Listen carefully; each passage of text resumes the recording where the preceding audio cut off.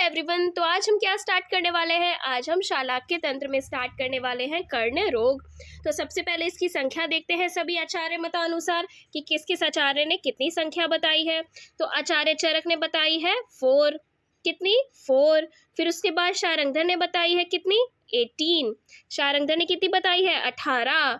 माधव निदान का क्या है? माधव निदान का है 36। माधव निदान में बताया है 36। देन इसके बाद आता है 28 कि 28 किस किस ने बताई है। तो सबसे पहले कौन आता है? भाव प्रकाश। कौन है? भाव प्रकाश ने 28 बताई। और योग रत्नाकर ने भी 28 बताई। ठीक है, और किसने बताई? और जो आचार्य सुश्रुत है उन्होंने भी 28 बताई है। अब 25 किसने बताई? 25 बताई है वाग्भट ने। कितनी बताई? 25। तो हमने क्या क्या पढ़ा?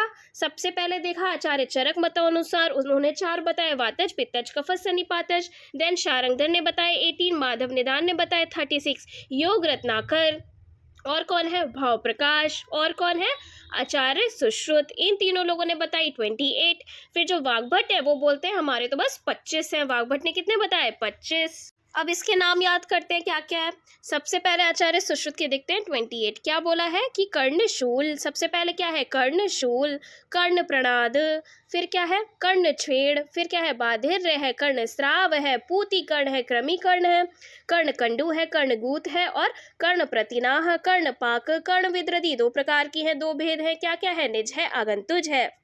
कर्णशोफ 4 भेद हैं। वातज पित्तज कफज सन्निपातज, कर्ण अर्श और कर्णशोफ दोनों की कितने भेद हैं? 4 भेद हैं। सेम है, वातज पित्तज कफज और सन्निपातज। फिर कर्ण अर्बुद में क्या है? 7 भेद होते हैं। वातज पित्तज कफज सन्निपातज, रक्तज और मासज और मेदुज। देन इसके बाद अब हम याद करते हैं। कैसे याद होगा? कर्णशूल, सबसे पहले कान में क्या हुआ? शूल हुआ। फिर प्रणाद छेड़ हो गया। देन उसके बाद बाधिर्य हो गया। बाधिर्य हो गया। फिर क्या हुआ? कर्ण स्राव। अब जब बाधिर्य हो गया तो कर्ण से स्राव हुआ। स्राव होने के बाद वहां से पूती गंध आने लगी, यानी पूती कर्ण। और फिर क्रमी पड़ गए, क्रमी कंडू। फिर क्या? क्रमी कर्ण, क्रमी कर्ण हो गया। क्रमी पड़ गए, फिर कंडू हो गया, तो क्रमी कंडू, यानी क्रमी कर्ण और कर्ण कंडू। फिर क्या हुआ? वहां पे कर्णगूथ। क्या हुआ? कर्णगूथ हो गया। कर्ण प्रतिनाह हो गया, और लास्ट में कर्ण पाक हो गया। पाक होने के बाद वहां पे विद्रदी हुई, शोफ हुआ, अर्श हुआ।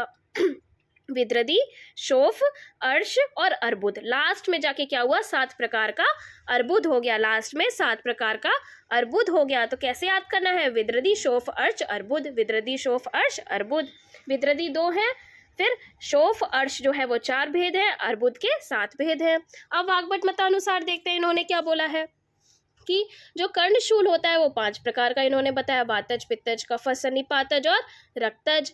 फिर कर्णनाद बताया। क्या बताया? कर्ण प्रणाद की जगह कर्णनाद बोला है। कर्ण छेड़ नहीं माना, बाधिर्य बोला है, फिर कर्णस्राव भी नहीं माना, पूति कर्ण, क्रमी कर्ण और कर्ण कंडू, कर्णगूथ नहीं माना, कर्ण प्रतिनाह बोला, फिर कर्ण पाक नहीं माना। फिर क्या है? कर्ण विद्रदी है, शोफ है, अर्श है, अर्बुद है। क्या क्या नहीं बताया इन्होंने? सबसे पहले कर्ण छेड़ नहीं बताया, और कर्ण स्राव नहीं बताया, कर्णगूथ नहीं बताया, कर्ण पाक नहीं बताया। ठीक है, फिर इसके बाद जो कर्ण शुष्कली है उसके 3 रोग बताए हैं। क्या क्या? कूची कर्णक, कर्ण पिपली और विदारिका। कर्णपाली के 7 रोग बताए हैं। पालीशोष है, तंत्रिका है, परिपोट है, उत्पात है, उन्मंथ है, और दुखवर्धन और परिलेही। क्या है? परिलेही। तो कर्ण शुष्कली के कितने रोग हैं? 3 रोग हैं। जो कर्णपाली है उसके 7 रोग बताए हैं। किसने? आचार्य वाग्भट ने। तो आज हम इतना ही कवर करते हैं, फिर नेक्स्ट वीडियो में हम इसके लक्षण और चिकित्सा देखते हैं। Okay, thank you.